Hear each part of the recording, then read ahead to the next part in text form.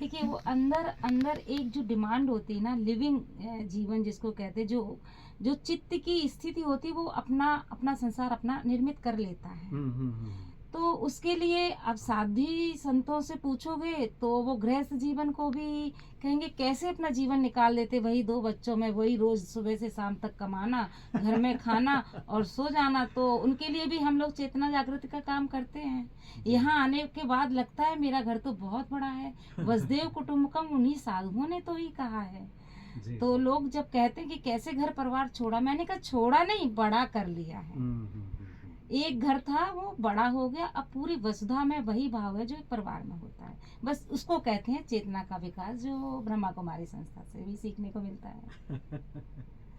जी, बहुत ही अच्छी बात आपने बताया। और मुझे लगता है कि हम लोग सिर्फ अपने मन के भावों को या यथार्थ या कुछ चीज़ें जो है हमारे आंखों के सामने आ जाती है, या हम उसके बारे में फोकस करते हैं कि भाई नहीं, साध्वी जीवन जीना मुश्किल है, तो हम अपने मन को प्रोग्राम दे देते हैं शायद।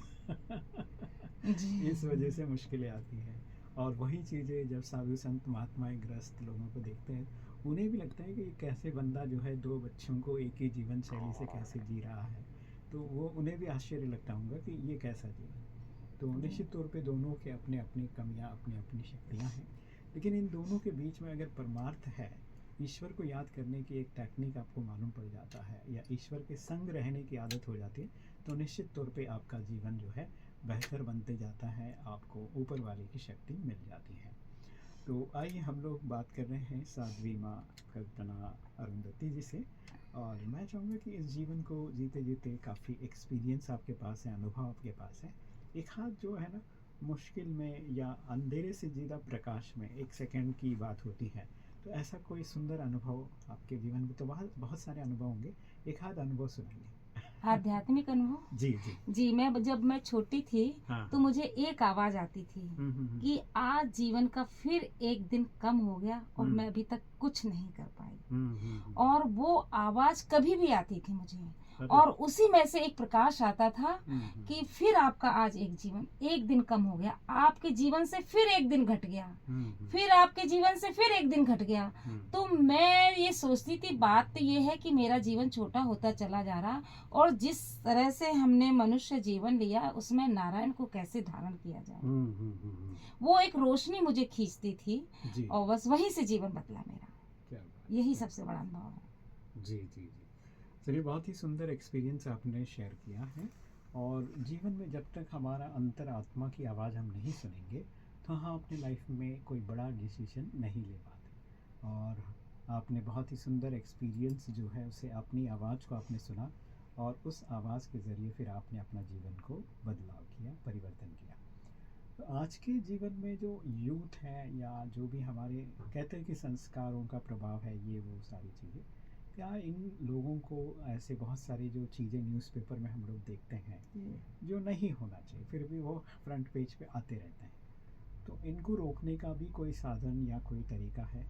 जी, हमारी ब्रह्मा कुमारी संस्था है। ओ हंसवाहिनी दीदी दिखती हैं, लगता है कि परमात्मा ने अवतरित किया है। देह तो वही होता है, आपका भी है, प्रभु जी श्री जी। राम की भी वही देह थी, वही रावण की देह थी, और उस समय जो अयोध्या में, भारत में, दुनिया में थे, देह वही होती है। एक चित्त में एक अवतार होता है, विचारों का होता है। चेतना का जितना बड़ा दायरा बढ़ता है, हमारे विचारों का भी दायरा बढ़ता है। तो हम ये कहेंगे, जो जीवन यहाँ देखने को मिलते हैं, जिसको हम कह सकते हैं ब्रह्मलोक का दर्पण, और भी संस्थाएं काम कर रहे हैं यूथ के लिए, लेकिन कारण क्या है कि इनका प्रभाव बहुत स्लो पड़ रहा है, बाकी निगेटिव शक्तियों का प्रभाव बड़ी तेजी से पड़ता है। तो मेरा जो अनुभव है आपसे शेयर कर रही हूँ, और जो भी बात करती हैं, ये बेटी ने भी सुबह ये बात की और लोगों ने भी की। जी जी। तो मैं यही कहूँगी, शिक्षा बदलनी चाहिए। ब्रह्म कुमारी संस्थान से भी इतना बड़ा काम किया है, पूरे विश्व से लोग आए हैं, तो रिवॉल्यूशन भी तेजी से हो रहा, लेकिन शिक्षा से, जन्म से ये हमारे स्व का बोध होने लगेगा, तो हमें लगता है कि हम यूथ को तैयार कर लेंगे। बाकी जो जुड़ते हैं, जिनमें आध्यात्म घटता है, तो वो अपना स्थान कहीं ना कहीं बना ही लेते हैं। पूरे भारत में ऐसे लोग भी हैं, लेकिन यूथ को शुरू से कैसे ट्रेनिंग दी जाए, तो हम तो यही विश्वास करेंगे, ये संस्था ही काम करेंगी। शिक्षा अपनी हो जिसमें स्व का बोध हो। हम्म, क्या वो भारत था कि जो पेड़ के नीचे पढ़ते थे और सूरज चांद की दूरी का पता कर लिया? आर्यभट्टा जी, जी जी जी शून्य की खोज करना ये भारत की तो देन है, जी जी ये जिसने पूरी दुनिया को दिया है।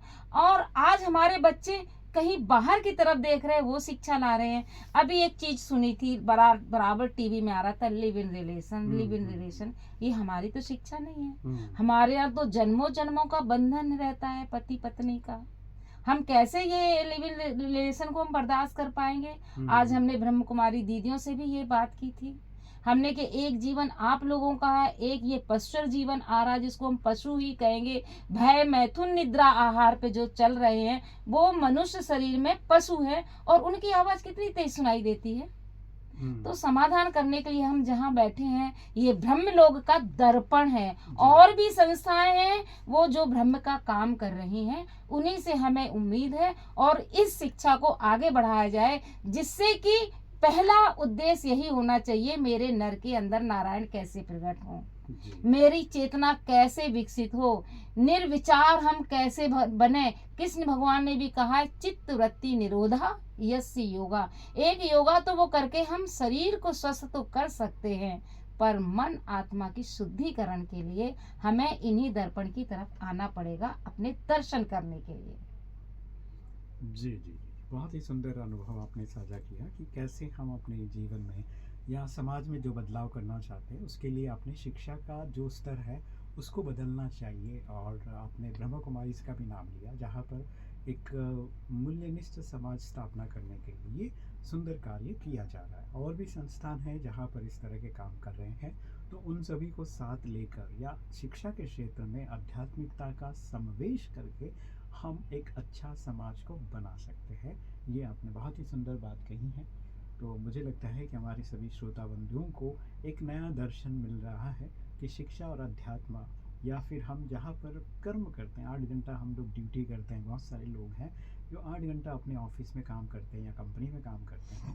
तो जैसे उस पीरियड में या शुरुआत में या अंत में एक 10-15 मिनट का आध्यात्मिक सेशन सभी के लिए करा दिया जाए कंपलसरी, तो निश्चित तौर पे उनका मन सशक्त होगा, उनका जीवन बेहतर बनने के कगार पर अग्रसर होगा। क्योंकि किसी भी चीज़ को हमें बैलेंस करना है, तो आध्यात्मिक शक्ति एक ऐसी शक्ति है जिससे हमारा जीवन बैलेंस हो सकता है। तो साध्वी जी का भी यही कहना है, और इन चीज़ों को जैसे उन्होंने अपने जीवन में उतारा है, वैसे हमें भी पूरा समय नहीं, थोड़ा थोड़ा करके भी हम जो है उन मूल्यों को अपने जीवन में अगर अपनाते हैं, तो निश्चित तौर पे जैसे साध्वी माँ कल्पना अरुंधति जी ने अपना अनुभव साझा करते हुए कहा, उन चीज़ों को अपने लाइफ में अपना कर अपने जीवन को बेहतर बना सकते हैं। तो जाते जाते मैं चाहूँगा कि आपको रेडियो के माध्यम से काफ़ी लोग सुन रहे हैं, उन सभी के लिए एक मैसेज, एक संदेश क्या देना चाहेंगे? मैं यही देना चाहूँगी, अपना जीवन सफल बनाने के लिए ब्रह्म कुमारी संस्था से जुड़िए, बहनों के माध्यम से उनके जीवन को जानिए और आनंद का अनुभव लें। ये साक्षात ब्रह्म का द्वार है, ब्रह्म का आंगन है, ब्रह्म का परिवार है, जहाँ अपने मूल स्वरूप का दर्शन करने को मिलता है। ये ब्रह्म कुमारी संस्थान की ऊर्जा, जी ये मेरा संदेश है। चलिए, बहुत बहुत धन्यवाद, शुक्रिया आपका। बहुत ही सुंदर आपने मैसेज दिया कि ब्रह्म कुमारी संस्थान से जुड़िए और अपने जीवन को बेहतर बनाइए, ऐसा आपका सुंदर मैसेज था। और मुझे लगता है कि हमारी सभी श्रोता बंधुओं को ये तो पता चल गया होगा कि आज के समय में जो जीवन हमारा है, जहाँ पर आत्मा की एनर्जी डाउन होती जा रही है, तो उसे अप करने के लिए जिस तरह से हम मोबाइल टेक्नोलॉजी को यूज़ करते हैं, उसे रोज़ चार्ज करते हैं और दूसरे दिन अच्छी तरह से कंफर्टली यूज़ करते हैं, वैसे अपने मन को, अपनी आत्मा रूपी बैटरी को भी हमें रोज़ थोड़ा योग करके चार्ज करना है, ताकि हमारी आत्मा रूपी बैटरी चार्ज होते जाए और जीवन परिवर्तन करने की क्षमता या एक सतु प्रदान अवस्था, अच्छे विचारों को अपने लाइफ में इम्प्लीमेंट करने की ताकत आ जाए। इन्हीं शुभ आशाओं के साथ फिर से एक बार साध्वी माँ कल्पना अरुंधति जी का बहुत बहुत धन्यवाद, शुक्रिया। ओम शांति। ओम शांति। आप सुनाए हैं रेडियो 107.8 FM, सुनते रहो, मुस्कुराते रहो।